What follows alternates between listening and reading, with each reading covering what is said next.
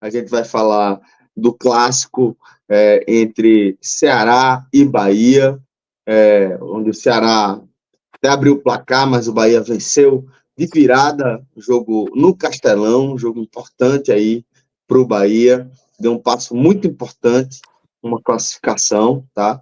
E que, por outro lado, complicou bastante a vida do Ceará. O Ceará chegou a estar na parte de cima da tabela e acaba a rodada, que na verdade ainda tem uma partida a ser disputada, né? O Botafogo da Paraíba que recebe o Fortaleza no Almeidão. O jogo vai rolar na quinta-feira às 19 horas, mas o Ceará, nesse momento, finaliza a rodada com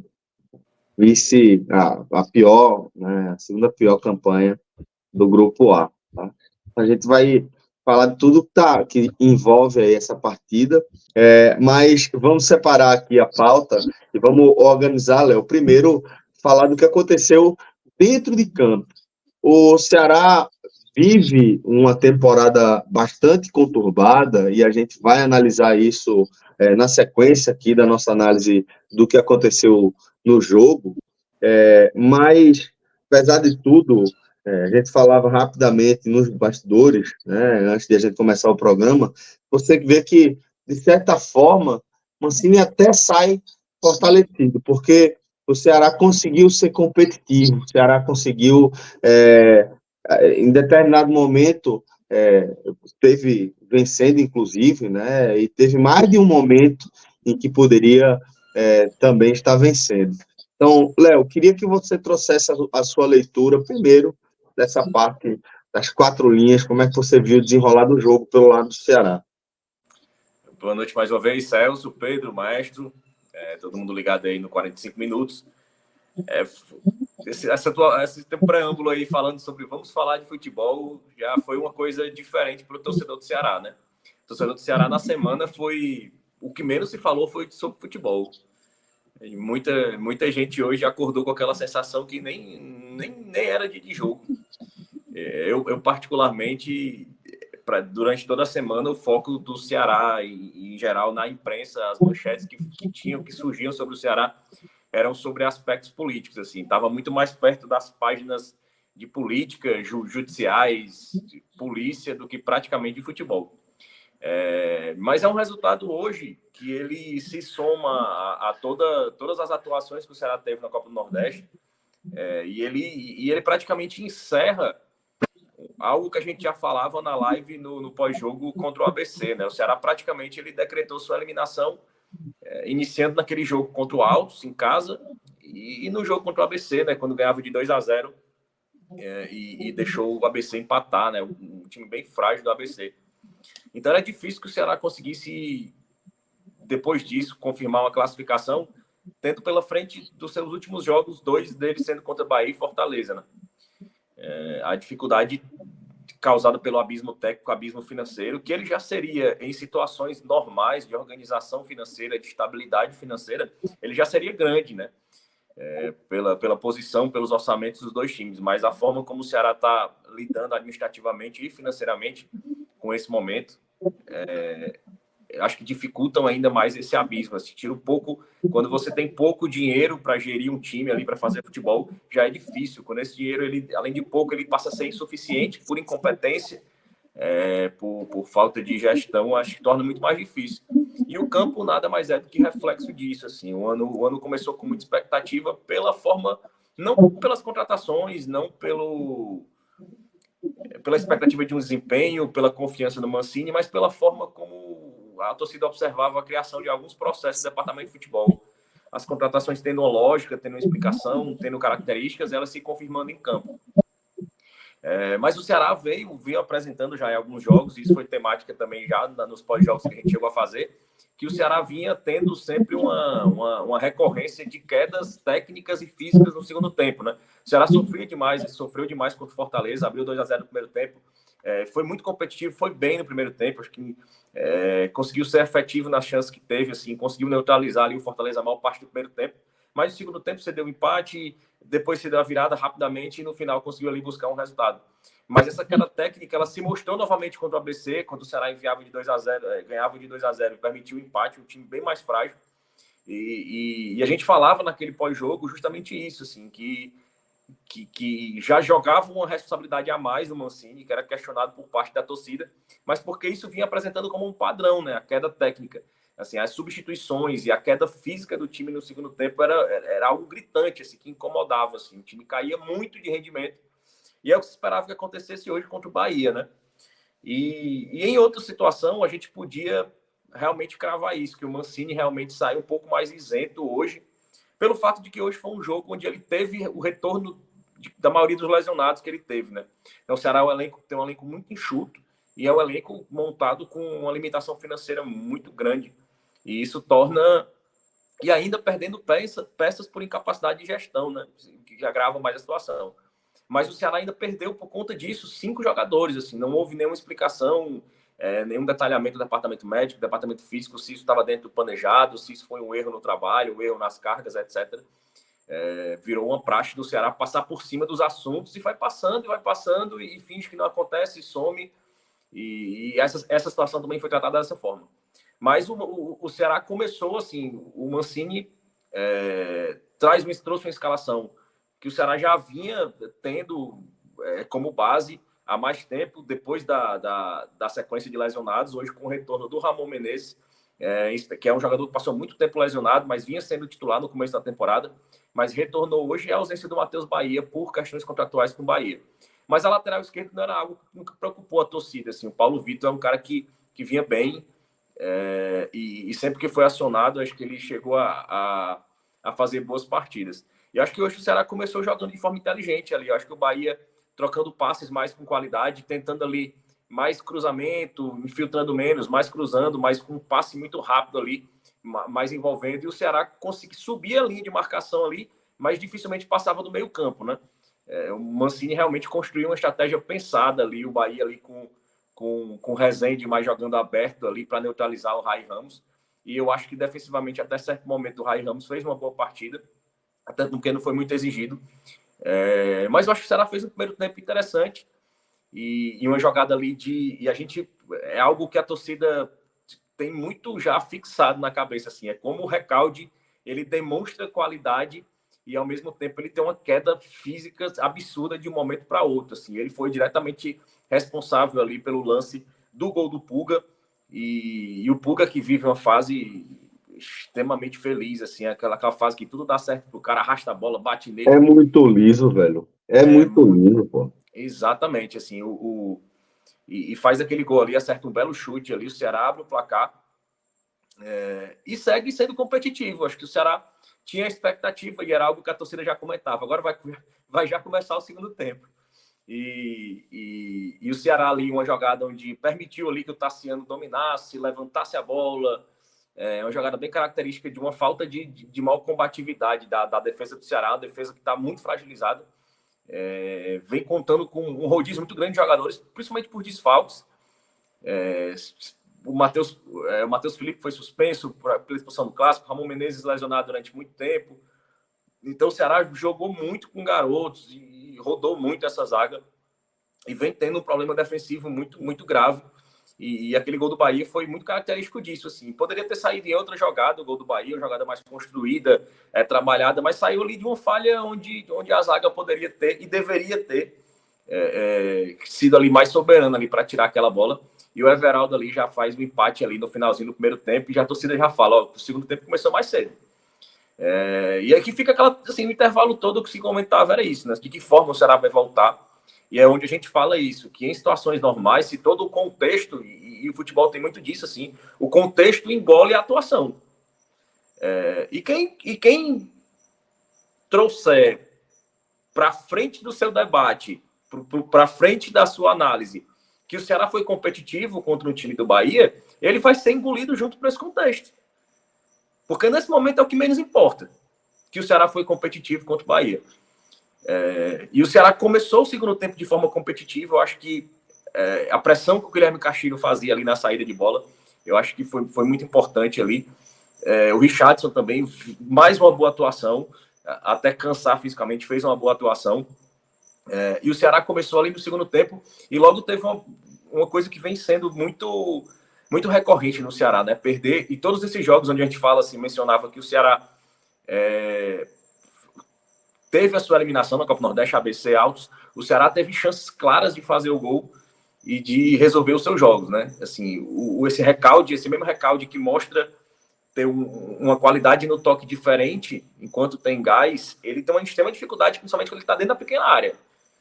Assim, ele já perdeu pelo menos 2 gols na pequena área e hoje teve uma chance também onde matou muito bem a bola ali e deu uma isolada ali, assim, é extrema dificuldade. Eu acho que e hoje o Facundo Castro foi a vez dele, assim, é um dos estrangeiros mais questionados, com mais dificuldade nessa adaptação, assim, vem fazendo algumas partidas bem abaixo. Começou o ano sendo mais participativo, mas vem caindo demais de rendimento. Eu acho que afetado pela confiança, afetado pelo contexto também. E perdeu um gol incrível, assim. E o Ceará voltou ao segundo tempo se mantendo competitivo. E é disso que eu falo, assim. Fora de toda essa análise desse contexto de crise política, de pressão no futebol, de resultados que vão provavelmente culminar na eliminação do time, para times mais fracos tecnicamente, de se destacar que o Mancini, de fato, com o retorno dos lesionados, eram 5 lesionados no total, mas com o retorno dos principais deles, como Mugni, como Lourenço, como o Ramon Menezes, por exemplo, o time teve mais opções e manteve um pouco mais o nível no segundo tempo de atuação. E continuou sendo competitivo, assim, teve chance, mas assim, depois da mudança da zaga, né, o Ramon Menezes saiu cansado, muito por fato desse tempo todo afastado, ficou de fora por mais de um mês das partidas, e entrou o garoto Jonathan, que é aquela coisa, né? É um zagueiro da base, um zagueiro muito jovem, de 20 anos, assim, é um zagueiro muito promissor, tem muito talento, e fez uma boa partida. Mas naquele momento crucial ali, onde ele deveria ter anulado, o Tassiano, ele perdeu ali por um pé, por um detalhe. E o Tassiano é um jogador, a gente falava aqui em off, que antes de entrar com o Pedro, assim, como é decisivo o Tassiano, assim, como é um jogador impressionante, assim, como sempre que precisa, Muito ele bom. acha um gol, ele acha um passe, assim, é um jogador extremamente decisivo. Eu já falo decisivo. alguns programas aqui. Não, eu deu falo certo muito no Grêmio, o cara é forte, o cara aparece para marcar gol, não perde, é ótimo jogador. Aquele cara que é aquela frase mais clichê que existe, é o cara que cresce em momento que o time precisa dele. Não é nem cresce em decisão, é quando o time precisa dele. Quando o time precisa dele, ele cresce. Então é impressionante. Seja numa decisão da luta contra o rebaixamento, seja num título, seja num jogo importante, crucial para a classificação. Então é um jogador extremamente decisivo. E eu acho que isso é um ponto de definição entre os dois clubes.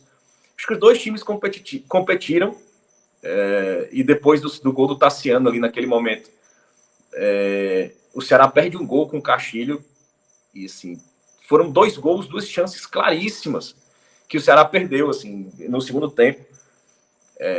Uma bem no começo e outra mais no final. E acho que foram determinantes.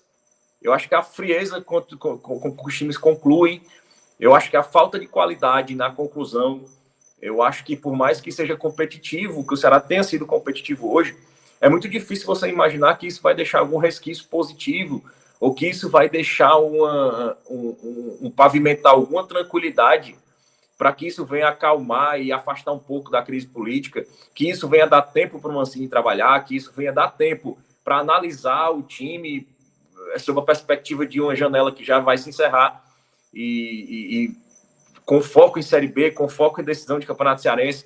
Então, a eliminação na Copa do Nordeste, se somada a uma difícil decisão de Campeonato Cearense, eu acho que a tendência muito forte, por todo o contexto político que o Ceará vive, é que a pressão aumente e aquele velho conhecido espiral de 0 grau, tão falado no 45 minutos, ele se estabeleça cada vez mais no Ceará, porque assim, não existe cenário político e no momento de total reformulação do futebol, o que deveria se existir, o mínimo que se espera é que existisse uma estabilização na gestão para que o futebol começasse a trabalhar dentro de um contexto de reformulação total. E, na verdade, a política está atrapalhando e conturbando o ambiente do futebol em meio à reformulação. Então, assim, é muito difícil trazer algo positivo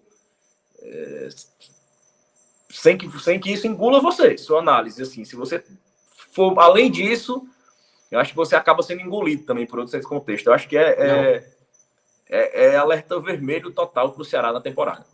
Eu não vou nem atrapalhar esse raciocínio, só queria dizer que já consegui relembrar aqui de muitos clubes que passaram por isso, e é realmente algo que corrói. Assim, mesmo que exista um discurso de que o bastidor não entra no campo, o elenco está blindado, que o elenco tenha todo um discurso para falar, não, os jogadores não estão pensando nisso, estão pensando só na competição, tal, tem toda aquela ladainha.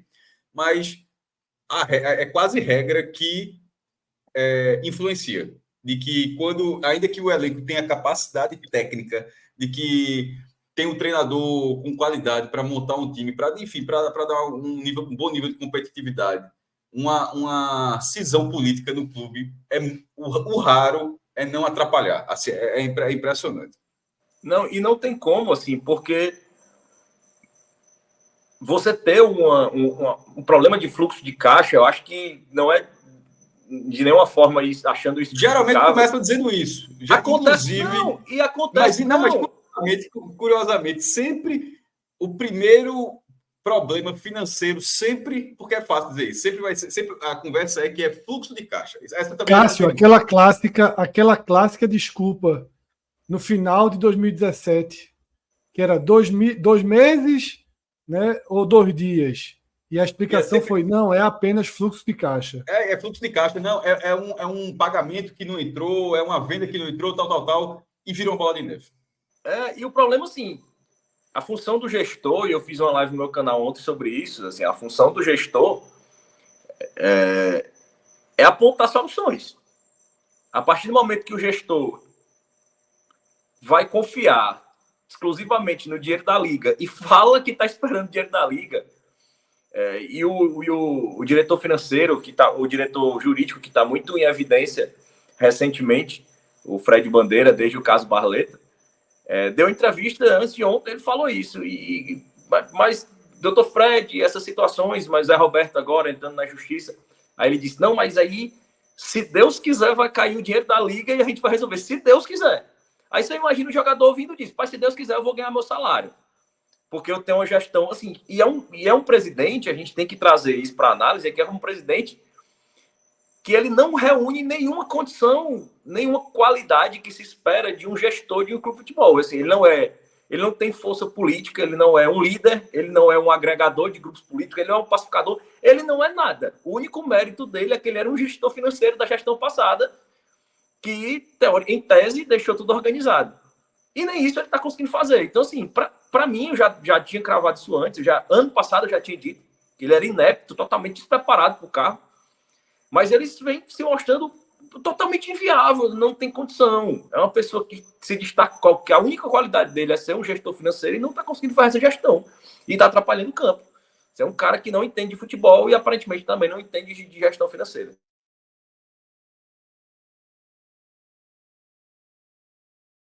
Muito bem, Léo. Beleza, tranquilo.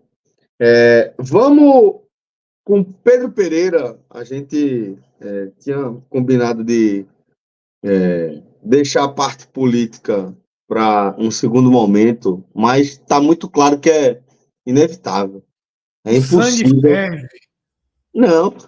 Não é porque é relacionado, assim, não tem como separar. Não tem, exatamente. Tá intrinsecamente conectado. Não tem como você falar do jogo do Ceará sem falar dessa interferência. Como o Cássio falou, a gente já presenciou isso várias vezes em vários clubes, né? Não só os clubes que a gente acompanha aqui de pertinho, não. Aqui do Recife. Os clubes pelo Brasil afora, só que a gente tem mais notícias. Sempre que tem essa cobertura dando conta de um ambiente político conturbado, é quase certo que na esteira vem também um impacto na performance do futebol. Mas, para a gente poder separar as coisas também, eu vou pedir para Pedrito trazer a análise do que rolou dentro de campo pelo lado do Bahia, porque acaba sendo um resultado muito importante para o Bahia, Pedro, e acaba que foi um jogo duro, e o Bahia saiu atrás, empatou, sofreu risco de voltar atrás no placar novamente, mas acaba que Estrela de Tassiano volta a brilhar e o homem deixa o Bahia, garante aí, assina, né, a virada do Bahia no Castelão. Então, vamos à análise também do que aconteceu dentro de campo pela perspectiva do tricolor. Antes de mais nada, Celso, mandar um abraço aqui para Pedro Guerra Júnior, que está assistindo a gente lá no posto de gasolina, mais uma vez. Posto de gasolina sempre rola. Quando a gente for em Salvador, se não for nesse posto, a gente não fez nada. Nada. Se a gente só tiver 1 hora livre, elevador Lacerda ou posto. Eu já conheço o elevador. Esse posto eu não conheço, não. Manda o endereço aí do posto que eu quero ir lá, pô. Eu tô aqui perto, eu preciso ir lá também. Já pode mandar aqui e botar na tela que esse merchan é gratuito. Exatamente. Bom, falando um pouco do ponto de vista do Bahia agora, né? Primeiro dizer que o Bahia tinha 2 testes complicados, né, na Copa do Nordeste, uma tabela chata, com o CRB fora de casa e logo na sequência o Ceará fora de casa. E o Bahia consegue 2 resultados muito positivos nesses 2 jogos, que de fato se mostraram realmente como testes importantes para o Bahia na temporada, foram jogos difíceis. E especialmente no jogo de hoje, eu acho que o Bahia superou bem a dificuldade da partida. Eu acho que o jogo do Bahia hoje a gente pode dividir assim em duas etapas distintas. Uma até ali os 25 minutos do primeiro tempo, e outra a partir dos 25. O Bahia entrou em campo hoje meio perdido, talvez até por conta das mudanças que o Rogério Ceni promoveu. Entrou com o Jean Lucas na esquerda, com o Rezende ali fazendo o papel de terceiro zagueiro. E eu acho que o time demorou um pouquinho para se encaixar com essas mudanças, e nesse contexto o Ceará acabou criando boas oportunidades. O Ceará chega ao primeiro gol ali aos, 9, 10 minutos, mas já tinha tido uma oportunidade anterior também, numa bola que foi perdida por Cauli logo no início do jogo, e Matheus Felipe bateu ele fora da área. Marcos Felipe fez uma boa defesa. Então, quando o Ceará chega ao primeiro gol, o Ceará era superior ao Bahia na partida. E o Bahia demorou um pouquinho para conseguir se encaixar, até teve algumas chances assim, em escanteios, teve até uma certa quantidade, não olhei o scout ainda, mas teve uma quantidade boa de escanteios ali no primeiro tempo, mas sem conseguir criar assim grandes oportunidades até os 25, 26, 28 minutos, quando o Bahia consegue de fato a sua primeira boa chance, que é quando o Bahia começa a conseguir trabalhar mais as jogadas. Everton Ribeiro chega um pouco mais ali próximo ao lateral direito, Arias, e aos pouquinhos as jogadas elas começam a surgir. Aos 28, Everaldo recebe uma bola de Arias, chuta bem, mas Richard acaba fazendo a defesa, e a partir dali o Bahia começa a levar mais perigo ao gol do Ceará. Teve chance logo em seguida, aos 29, com o cruzamento de Arias, que não encontrou ninguém ali dentro da área e tal. Depois, aos 31, também uma jogada pela direita, um bate-rebate na área, e Everaldo perdeu também uma boa chance. Teve até um pênalti, para mim, não marcado, em cima de Caio Alexandre. A gente já tinha comentado da arbitragem no jogo passado. E hoje, mais uma vez, eu acho que houve um pênalti ignorado. Que se a gente tivesse VAR, aquela conversa que a gente teve no último programa, se a gente tivesse VAR na Copa do Nordeste, certamente esse lance teria sido marcado, e não foi, para mim, um erro da arbitragem. E até que, aos 37 minutos, Tassiano recebe uma bola na área, faz um pivô ali, né? E consegue tocar para Everaldo. Everaldo finaliza de primeiro e o Bahia chega ao empate, que até a altura do Baba ali já era merecido. Vocês falaram Tassiano, eu não quis entrar na conversa naquela hora, mas concordo com tudo. Tassiano, ele é um jogador que ele é útil em todas as posições, e não são poucas as posições que ele participa, né? Ele é útil quando ele joga de volante, ele é útil quando ele joga no meio de campo. Você já concorda comigo? Oi? Já deu o braço a torcer? Sempre. Não diria nem que é um braço a torcer, eu concordo. Naquele debate do principal jogador, se era Everton Ribeiro ou ele até aqui na temporada. Tá. Não, veja só, nesse momento realmente Tassiano dou o braço a torcer então, em relação a esse aspecto aí. Eu De fato, gosto Tassiano muito. vem sendo mais importante. Eu gosto muito. Mas É, segue aí. Não, ele vem sendo de fato muito importante e vem sendo importante também quando atua como atacante, né? Ele está atuando muitas vezes como atacante. E aquele papo que a gente teve também naquele programa, né, Fred? Tipo, o Bahia desenhou. Se a gente fizesse um desenho do Bahia lá no início do ano, a gente certamente não colocaria Tassiano entre os titulares, né? Porque a gente tinha aquela visão dele mais no meio de campo. E o meio campo acabou sendo a posição mais reforçada do elenco. Então, certamente ele não estaria ali entre os titulares, se a gente fosse desenhar o time do Bahia lá no início. Mas ele acabou cavando a vaguinha dele. E aí, obviamente, tá. Se a gente for listar assim, os jogadores titulares, que não são necessariamente 11, ele com certeza estará em alguma posição. É um cara que realmente vem sendo extremamente importante e conseguiu participar aí desse lance, desse empate do Bahia. O Bahia continuou bem depois do gol. Teve um bom chute de Jean Lucas de fora da área, que Richard palmou. E o primeiro tempo terminava com uma perspectiva muito positiva para o Bahia, porque o Bahia terminava a primeira etapa ali jogando mais do que o Ceará. E com esse histórico que eu já pontuei do segundo tempo do Ceará, né?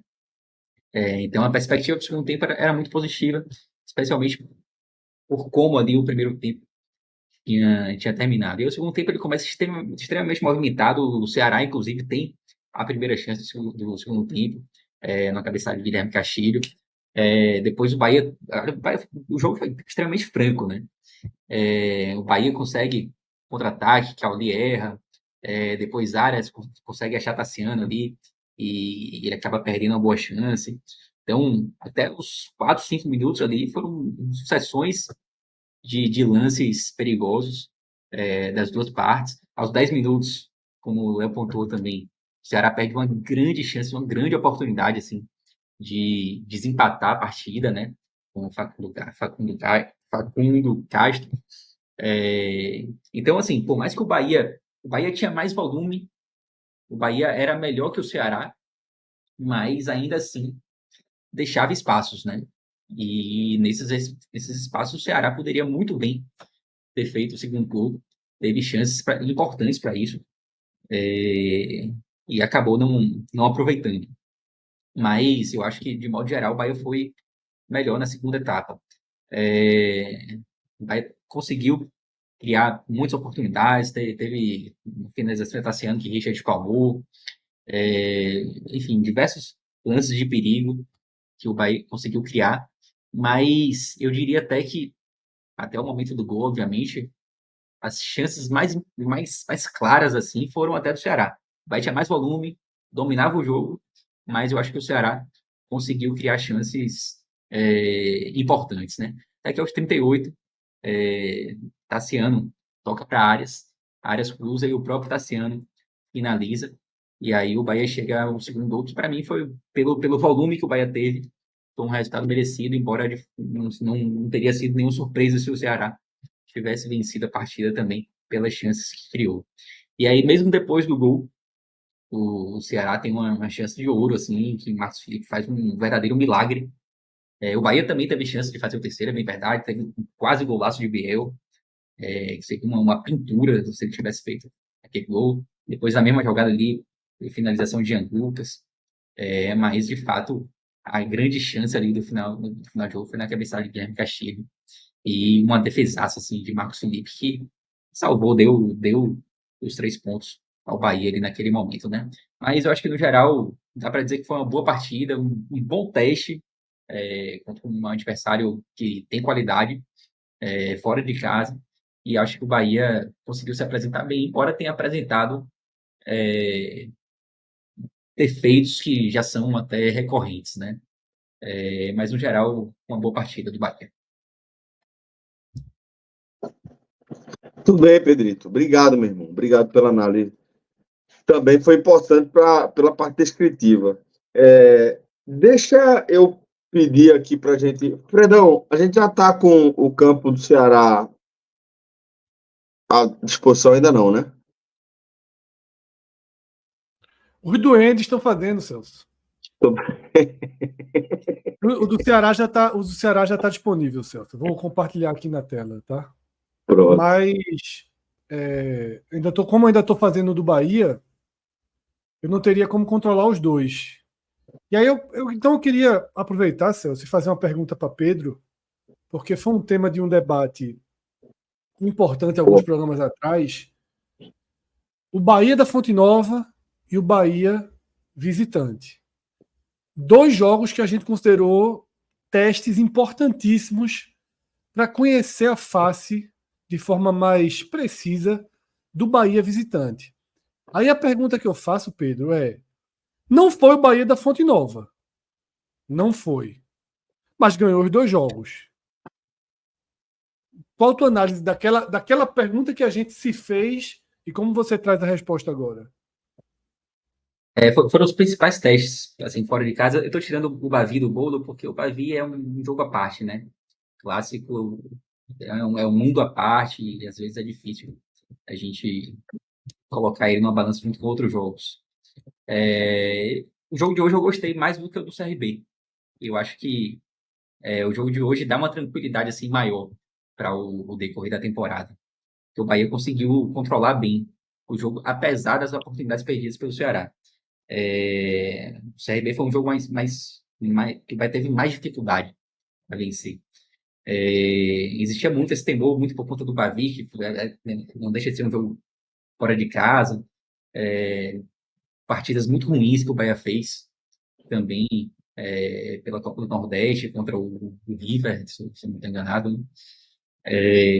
Então, de fato, o Bahia vinha devendo muito. Eu acho que o Bahia ainda não se encontrou definitivamente. Não encontrou aquele modelo de jogar ideal fora de casa. Continua cedendo espaço, mas o jogo de hoje me agradou. Eu diria que dos jogos que o Bahia fez fora da Bahia, talvez esse tenha sido o que a gente conseguiu ali ver pontos mais positivos, não durante toda a partida. Já disse aqui que os 25 primeiros minutos foram muito ruins, mas o Bahia conseguiu se achar num teste muito complicado. E claro que vão vir aí testes ainda mais complicados. Acho que a gente ainda não tem assim uma tranquilidade de dizer, não, agora está tudo bem, agora fora de casa o Bahia já consegue jogar o futebol que apresentou em alguns momentos aqui na Fonte Nova. Mas hoje eu consigo ver alguns pontos positivos dessa partida contra o Ceará. É complicado também, assim, o Bahia, até pelo investimento que fez, né? O Bahia ele precisa se impor, né? O Bahia hoje, eu diria que o Bahia entrou em campo como um favorito contra o Ceará, mesmo fora de casa, porque é algo difícil. Nesse momento recente, assim, do futebol, né? Bota Bahia e Ceará frente a frente, normalmente o favoritismo vai ali pro dono da casa e tal. Hoje não, hoje para mim o Bahia entrou em campo como favorito pelo elenco que tem. E isso também é um desafio, né? Tipo, você acaba, a torcida acaba esperando que o time jogue bem, vença e que jogue bem, o que nem sempre vai acontecer.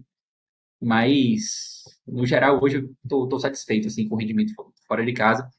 Ainda tem muita coisa para acontecer aí, né? Para a gente conseguir ver se de fato os pontos positivos eles vão continuar aparecendo e os negativos eles vão diminuir cada vez mais. A gente vai poder ver isso ponto a ponto quando a gente começar a analisar os destaques individuais. A gente vai começar pelo do Ceará, tá? Pelo mandante. Então, Alan, pode trazer aqui para a tela.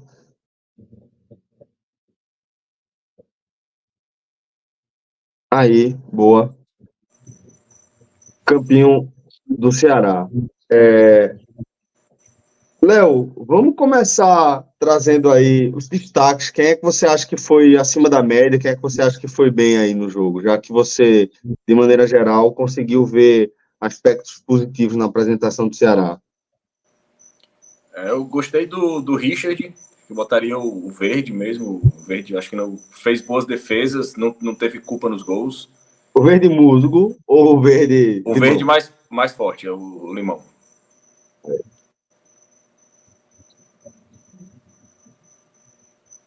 Richard, você disse que fez defesa importante, né? De fato Pode fez, seguir, né? pode seguir. Daqui a pouquinho a gente vai atualizando, mas pode seguir. Colocaria o verde um pouquinho mais claro do Matheus Felipe. Eu acho que foi importante, principalmente no começo do jogo do Ceará. Ele estava sendo muito participativo, inclusive avançando para aquela primeira linha de marcação ali. Acho que fez parte dessa estratégia do Mancini. Acho que não comprometeu também diretamente nos gols, mas botava o verdinho um pouquinho mais escuro para ele. Certo.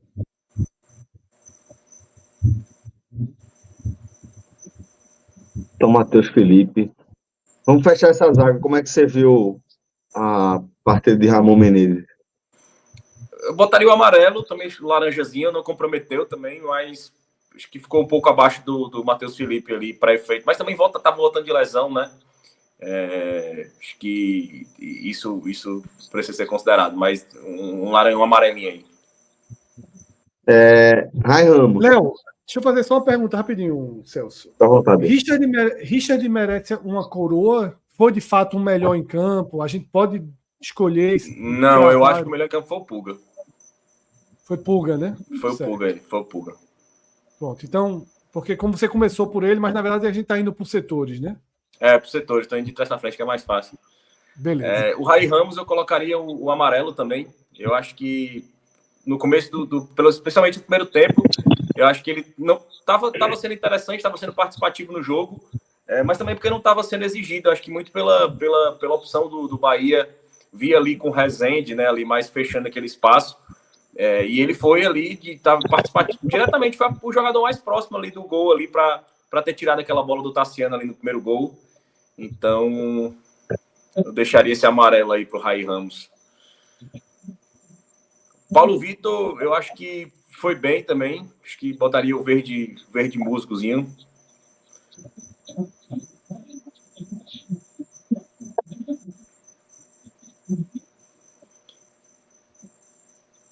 O Richardson... Pode seguir, viu, Léo? Léo não precisa dar o pause não, tá? Pode seguir. Pronto.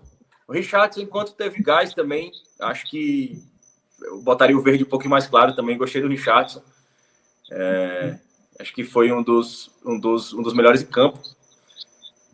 E acho que foi prejudicado também pela forma como foi exigido, né? Eu acho que ficou muito sobrecarregado ali. Eu botaria Não, perdão, bota o verde mais forte pro Richardson, o melhor mesmo. Acho que ele foi um dos melhores da partida aqui. Tava já com aquele preconceito antigo do Richardson aqui na cabeça. Ele ficou um pé atrás, o Richardson. Mas bota o verde mais forte. O verdezinho mais forte dele. Tomou amarelo? Hã? Ele tomou amarelo? Tomou, claro, é tradição. O Recalde, apesar da participação no primeiro gol, eu acho que é um cara que cai demais de rendimento. Assim, é um cara que perde gols importantes. E mesmo com a participação dele ali no primeiro gol, eu colocaria o laranja ali, depois do amarelo.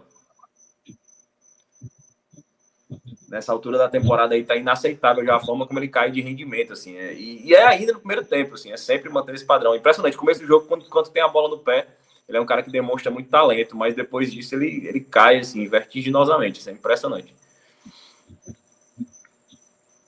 O Castilho eu colocaria o verde musgozinho também, acho que fez uma boa partida. Acho que foi participativo, principalmente naquela bola, naquela primeira bola ali, que estava naquela pressão ali. Eu acho que ele fez um trabalho bom ali, acho que até ajudou mais o Richardson a dividir aquela sobra ali. Eu acho que o Castilho foi uma boa partida. Acho que o Castilho vem bem esse ano. O Castilho e Richardson são jogadores remanescentes, assim, que pairam muitas dúvidas sempre sobre eles, mas vem fazendo uma temporada interessante até aqui. O Eric Pulga, o verde também. O verde limão mesmo, assim, para mim foi o melhor na partida. Vem sendo o melhor jogador da temporada. E enquanto tem perna para correr, assim, enquanto tem gás, É o jogador mais decisivo, assim, tá numa fase iluminada, foi o responsável pelo primeiro gol, fez outras jogadas, deu passe para aquela bola do Facundo Castro perder aquele gol inaceitável, e é de fato o jogador mais decisivo do Ceará na temporada.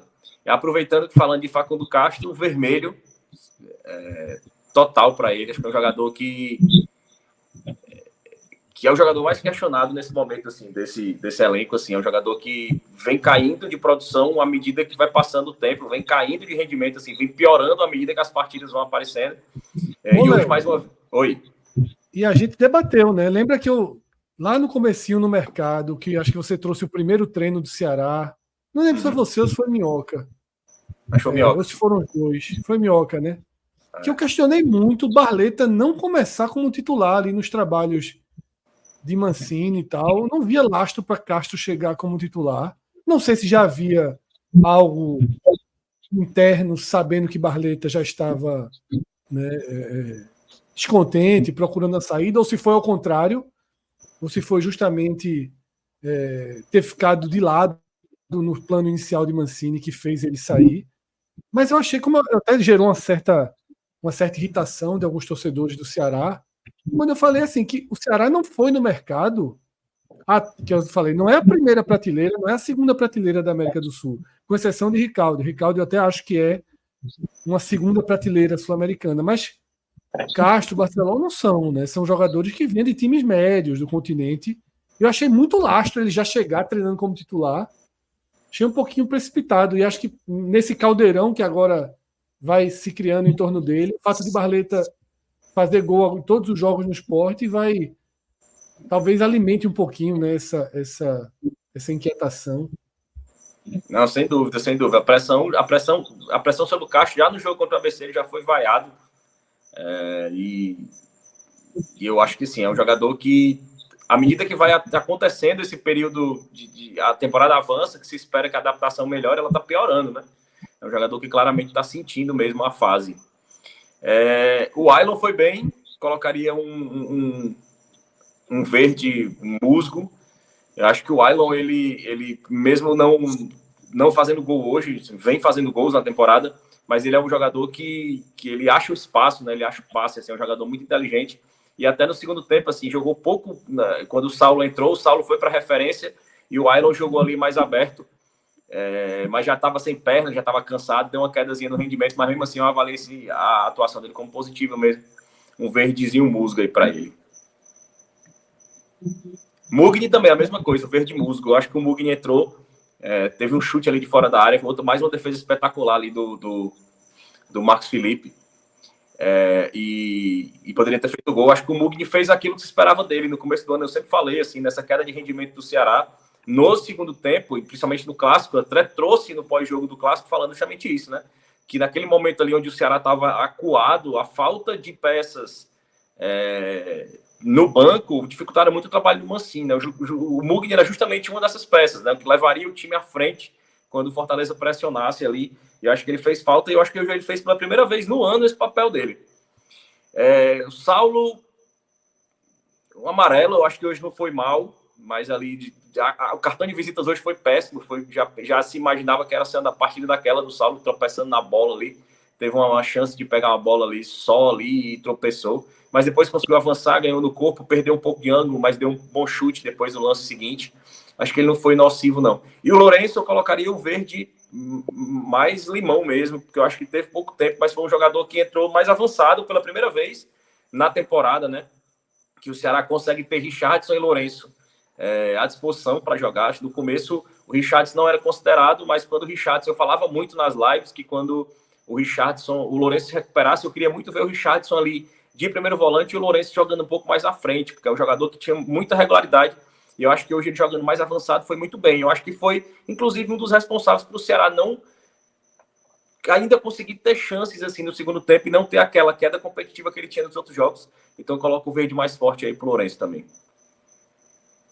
Uma participação bem positiva, né? Exatamente. O jogador mais regular da temporada, assim, impressionante. Assim. Se o Lourenço tivesse, assim, pelo menos nesses jogos contra Altos, ABC e no Clássico Rei, assim, desses 3 resultados, eu acredito muito fortemente que o Ceará, pelo menos um desses resultados, ele teria conquistado a vitória. Porque é um jogador que faz muita diferença no na competitividade do Ceará mesmo, nesse time do Mancini, assim, é impressionante. É o jogador mais regular da temporada desde o começo do ano.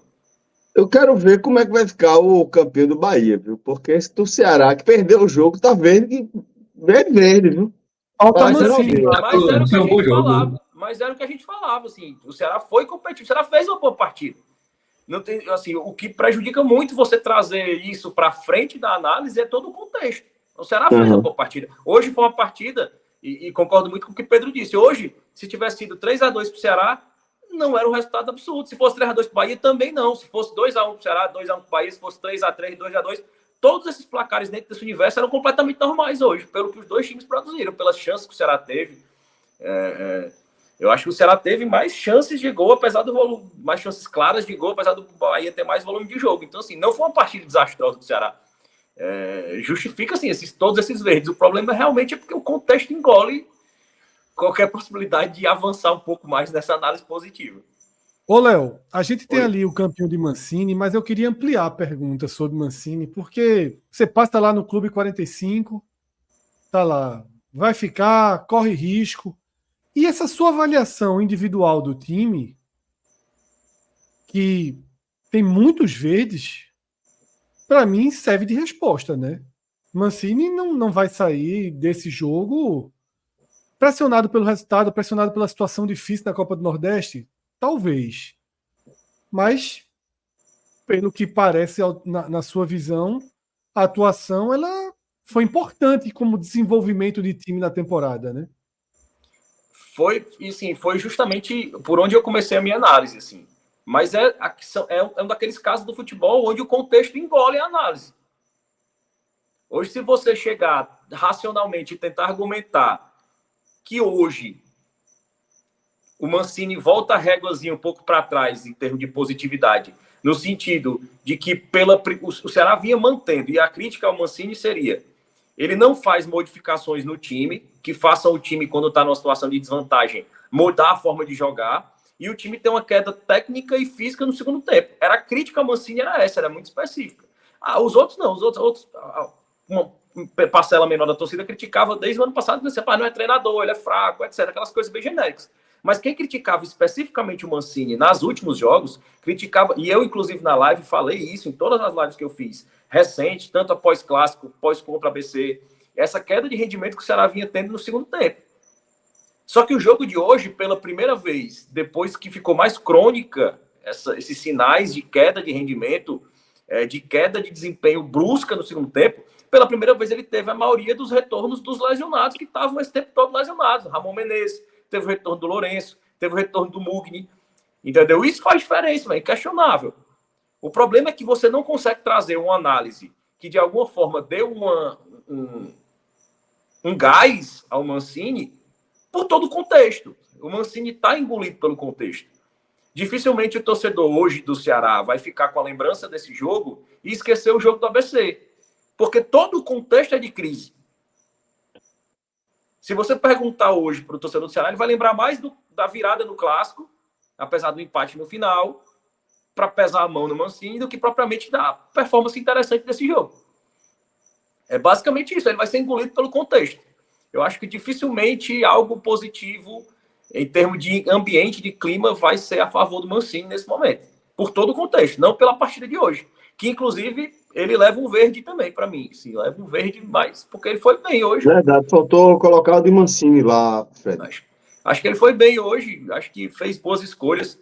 Eu acho que o posicionamento daquela linha de marcação ali no meio campo, ali, às vezes que o Matheus Felipe avançava para tentar dar o bote, isso tudo faz parte de treinamento. A forma como ele no segundo tempo mexeu para ganhar o jogo, abrindo o Ailon, colocando o Saulo, colocando o Lourenço, avançando o Lourenço, tirando o recalde, dando mais força física. Eu acho que ele, com peças, hoje, fez escolhas interessantes. Mas, repito, é muito difícil você trazer isso para a cara da análise, assim, para ser o rosto da análise. Porque o Mancini está engolido pelo contexto totalmente nesse momento. Muito bem. Pedrito, vamos então agora para a análise dos destaques individuais do Bahia. Depois a gente complementa lá com o verdinho para Mancini. Enquanto o campeão não tá em campo, não tá na tela, só trazer aqui, né, que o Bahia venceu a quarta partida seguida fora de Salvador.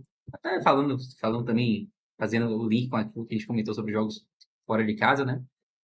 O quarto triunfo seguido fora de Salvador. É algo que não acontecia desde 2020. Em 2020, o Bahia venceu o CSA, Nacional do Paraguai, América de Natal e Jacuipense. Os 4 jogos longe de Salvador também. E se o Bahia vencer mais um, né, vai ter o Jequié agora, pela semifinal do Campeonato Baiano. E a Primeiro conta do jogo lá gol em 10 mil? Jequié. A conta do gol 10 mil tá chegando perto aí, viu? Vou até recalcular aqui, porque, se não me engano, faltam 4, alguma coisa assim. Ou seja, sai Vou sábado. confirmar depois. Eu sei, vou confirmar depois o número. E aí, se o Bahia vencer sábado, o Bahia vai voltar a ter 5 triunfos seguidos longe de Salvador, depois de 12 anos, porque não acontece desde 2012. 2012, aliás, o Bahia venceu 8 jogos seguidos, pegando a recorte de 8 jogos fora de casa, né, foram 8 triunfos consecutivos. Então, uma marca difícil de bater aí, né, mas que já perdura aí desde 2012. Muito bem. Deixa eu ver. Eu tô com só no celular e tá um pouquinho pequeno para mim. Amplia aí, por favor. Calma.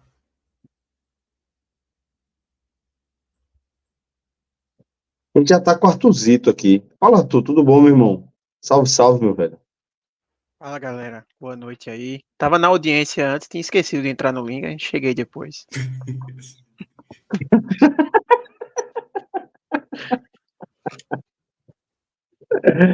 Certo, certo. Artuzito. Agora aí, vamos Sobre o campo com... do Bahia, Celso, eu não assisti o jogo, peguei a escalação, né, naturalmente. Não sei se eu organizei, Pedro, Everton Ribeiro de forma correta. E Tassiano aí. Se quiser já reposicionar, me ajudar a reposicionar. Na verdade, Jean Lucas acabou atuando um pouco mais na esquerda, tá? Rezende foi mais um terceiro zagueiro, mas a gente vai organizando aí aos pouquinhos. Tassiano na frente, lá do lado de Everaldo. Então, Everton Ribeiro na dele, né? Everton Ribeiro na dele, caindo mais pela direita no primeiro tempo. Depois foi um pouco mais para a esquerda no segundo.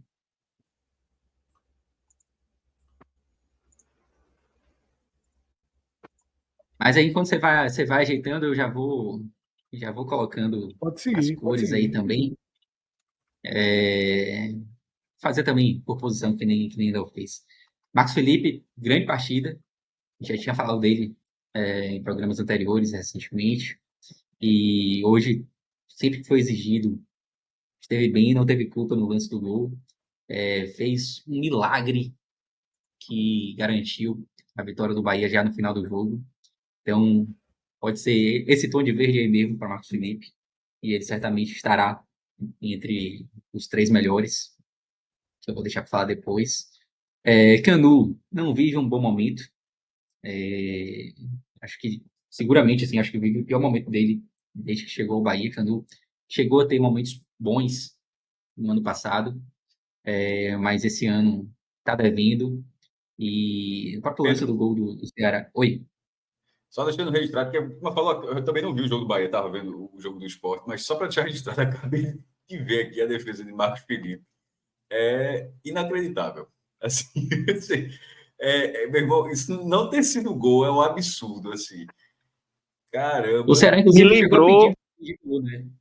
me lembrou aquela defesa de Groi na Libertadores que o Grêmio ganhou, que ele pula assim meio No no Equador, né? susto, né? E faz a defesa. Me lembrou um pouco aquela Marcelo defesa Equador. ali. Meu irmão, É, espetacular a defesa do goleiro do Bahia agora, pô. Porra. foi uma defesaça mesmo, no momento do jogo, assim, que o Bahia tinha feito o segundo gol, né? Meu irmão, eu vi o É, lance. O lance cruza da direita, aí o cara vem da esquerda. Quando o cara foi chegando, eu acho que isso é a defesa. Aí só que o cara toca voltando e vem um segundo jogador do Bahia, o goleiro já tá aqui, ele se recupera e defende. Meu irmão, foi uma defesaça mesmo. Esse realmente. verdinho aí esse verdinho tá bem dado. Canu, mais uma partida ruim hoje, tá? Estará entre os piores. No lance do gol, ele participa, na verdade, Eric Puga, ele recebe ali entre uns 5 jogadores do Bahia ao redor dele, né? Mas eu diria que a falha maior foi dele. E, inclusive, nesse lance da defesa de Marcos Felipe também, o próprio Canu é quem desvia a bola, né? Então, realmente é um cara que não vive um bom momento e me preocupa muito essa posição aí. Acho que o Bahia deveria ter trazido mais um zagueiro, embora tenha no elenco também opções melhores do que Canu, ao menos nesse momento. Acho que Gabriel Xavier vem pedindo passagem, né? Então, Canu, eu vou dar esse vermelhinho aí para ele. Cuesta, acho que fez uma partida boa, não foi assim, um grande destaque, mas acho que esteve bem, alguns desarmes importantes. Vou colocar o amarelo para ele. Falando dos laterais, grande partida de Arias, partidaça. Esteve envolvido aí em boa parte dos lances de perigo do Bahia. E a gente até discutiu se havia já um lateral direito titular na cabeça de Ceni, e eu acho que agora há, tá? Para mim, Arias hoje, não tenho muita dúvida em relação a isso, é o lateral direito titular, até porque Gilberto não vive assim um grande momento.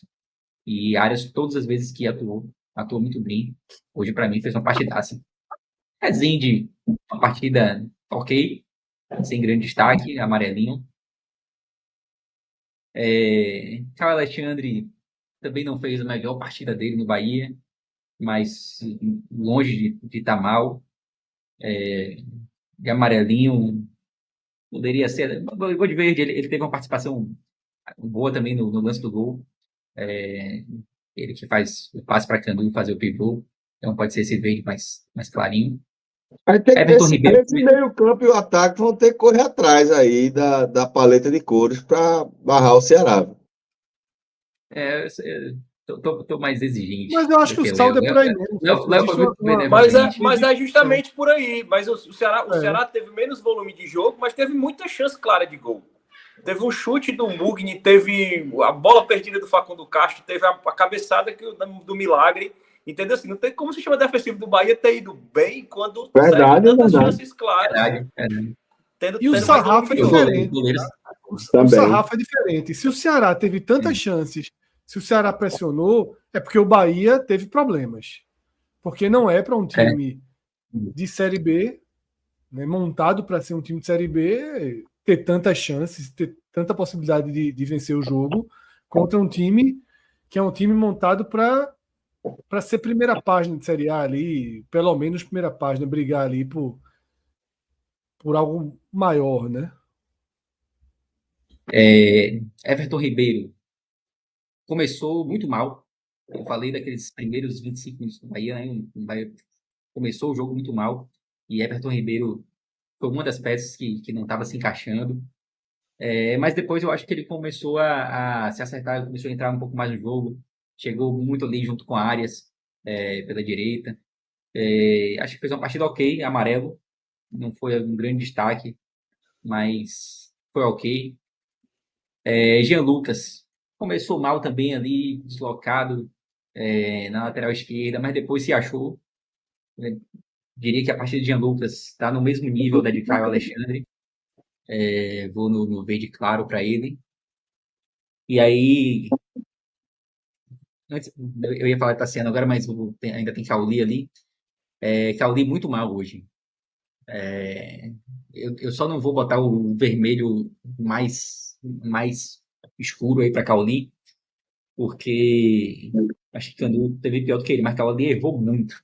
Errou muito. Então, ele participou do jogo, foi até o fim participando e tal, mas errou demais.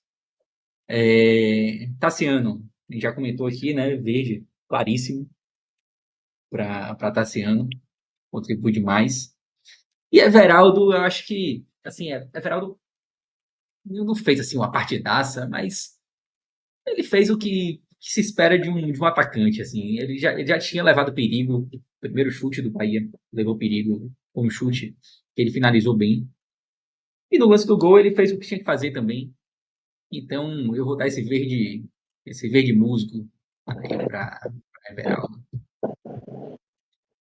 Em relação aos que Vai entraram, colocar num quadro, viu? Ele vai colocar num quadro.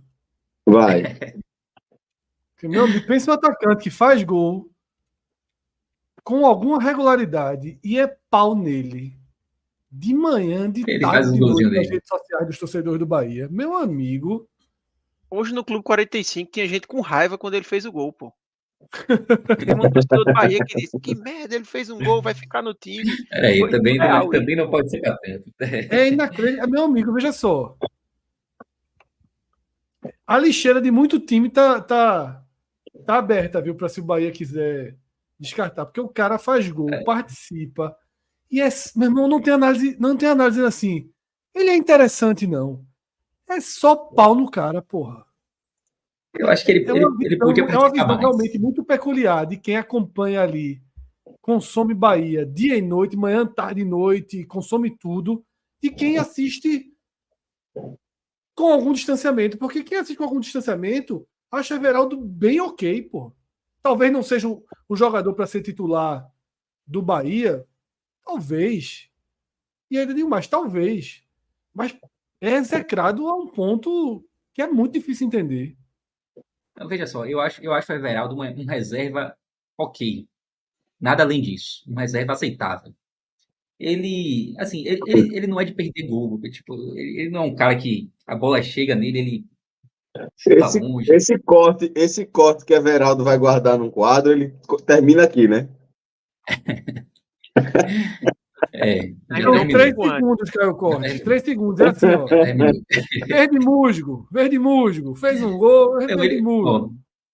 ele contra o Goiás, ele jogou pra caramba. E teve outra partida do Campeonato Brasileiro também que eu acho até que ele não fez gol, mas ele contribuiu pra caramba também. Voltou o corte. É, mas foram momentos pontuais assim da temporada passada. Vai ser Ele um tem corte, não, limitações. vai ser uma edição completa, cheia de detalhes, toda picotada, viu? Vai ter trabalho aí, viu? Ele faz quando a bola chega, ele faz gol, mas ele se posiciona mal. Muitas vezes ele participa pouco do jogo, até por estar mal posicionado. Não é um jogador que me agrada em cheio, né? Mas sim, aceito que ele, como reserva, ele é uma boa opção. Apenas isso. E hoje ele teve 2 chutes perigosos ali, fez um gol. Então, para Everaldo, tá ok, assim, esse verdinho mais claro. Em relação aos que entraram, assim, acho que dá para avaliar mais Biel. Biel foi ok, quase faz um golaço, uma pintura que seria assim, um gol antológico. Se ele tivesse conseguido concluir bem a jogada.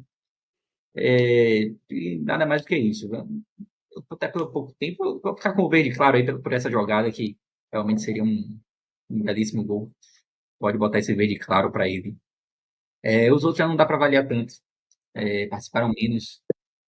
Juba e Iago, nota 5. E Gilberto também não dá para avaliar, já foi muito no final, assim. Não dá para colocar nenhum pontinho para ele. Ceni, eu acho que pela. Eu não gostei muito da escalação inicial. Depois o Bahia até se encontrou. E eu acho que dá para ficar com um amarelinho aí, nota 5 também para Ceni hoje. Bem, tô achando que Pedro foi meio minhoca analisando o filme. Foi, Sim, sim. Pode ter sido, carregou. pode ter sido. Mas assim, eu acho que as atuações de Tassiano e Não, Arias foram. Biel quase faz um gol antológico, assim, negócio antológico, mas não mais que isso. Nada mais que isso. Porra, Não fez o gol, né? Pô? Se tivesse não feito o gol, fez, aí, né, velho? aí ia ser o perdão aí, mas não Não fez o gol. fez. E É, as não. coroinhas aí. Botar as coroinhas aí também. É... Ou poderia. Marcos Marcos Felipe. Felipe, acho que.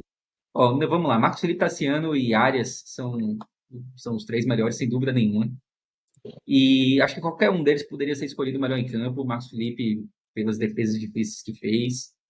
Mas, para mim, eu vou ficar hoje com Arias como melhor em campo, tá? Arias fez uma partidaça. Foi muito importante, sim. Participou do lance do gol. Tassiano também participou dos 2 gols, mas eu gostei mais da partida de Arias.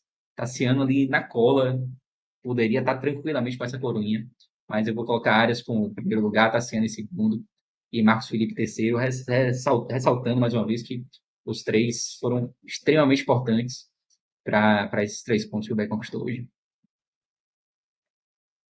Ô Pedro, deixa eu fazer uma pergunta. Eu vi muito torcedor do Bahia nas redes sociais, não só hoje, né, nas últimas partidas, falando da queda de rendimento de Everton Ribeiro, comparando com a chegada dele no Bahia, né? Que ele chegou muito bem e depois Sim, acabou caindo um pouco. Vi até um corte de Cássio Cardoso falando isso também. E Cauli, não é a primeira vez que você comenta também que ele não faz um começo de ano no nível do ano de 2023 que ele teve. Projetando aí o Bahia para frente, até pensando em Série A, em que talvez Iago chegue, resolva a lateral esquerda, e aí Rezende entra de vez nessa briga para ganhar uma vaga de meio de campo, e talvez faça até sentido na Série A você fortalecer o meio de campo. Você vê possibilidade de talvez sobrar para algum deles ir para o banco, ou Everton Ribeiro ou Cauli, porque se falava muito em Jean Lucas ou Caio Alexandre. Mas como eles parecem estar funcionando, pelo menos no recorte mais recente, mais do que essas 2 peças, você acha que pode sobrar para um desses meias? Com o Tassiano também eu muito acho bem, né, que embora esteja jogando em outra posição, enfim. uhum. Eu acho que isso pode acontecer, sim, especialmente no Campeonato Brasileiro, quando os testes serão mais. Não, nem mais testes, né? Quando os jogos serão mais difíceis, o Bahia vai ter que estar mais precavido, e aí talvez com Rezende ali como volante mesmo. Você falou bem da chegada de Iago, que só vai acontecer em julho, né? Mas vai acontecer. Eu acho que talvez Cauli e Everton Ribeiro realmente não acabem não jogando juntos assim no 11 inicial. Mas eu acho que os 2 serão muito utilizados. É aquilo que a gente falou, né? Tipo, não tem como a gente ter 11 jogadores ali e achar que são 11 titulares e pronto. Eu acho que os 2 vão participar muito. Acho que Cauli, de fato, começou mal a temporada, mas eu acho que é um cara que ainda vai ajudar muito. Fez algumas partidas interessantes esse ano também. Não foram todas as partidas horrorosas. E é um cara que contribuiu muito ano passado e eu acho que ele pode voltar a ajudar muito. Mas talvez, de fato, o 11 inicial do Bahia não tenha Everton Ribeiro e Cauli na Série A. Everton Ribeiro, realmente, ele começou muito bem, falei super bem dele aqui no programa até recente, mas nos últimos jogos ele caiu um pouco de produção. Hoje não foi nem o caso, assim, ele não fez uma partidaça hoje, tanto é que tá amarelinho aí, mas ele contribuiu. Eu acho que é um cara que ajuda muito, vai ser extremamente importante na Série A. Mas tem as limitações dele ali, físico, enfim. Então, eu acho que vai acabar tendo esse revezamento, sim, com Everton Ribeiro e Cauli, em algum momento, especialmente na Série A. Léo, a gente vai amarrar a parte do clássico, tá, da derrota do Ceará para o Bahia, mas qualquer outra novidade que você queira trazer aí em relação a esse aspecto político, fica à vontade.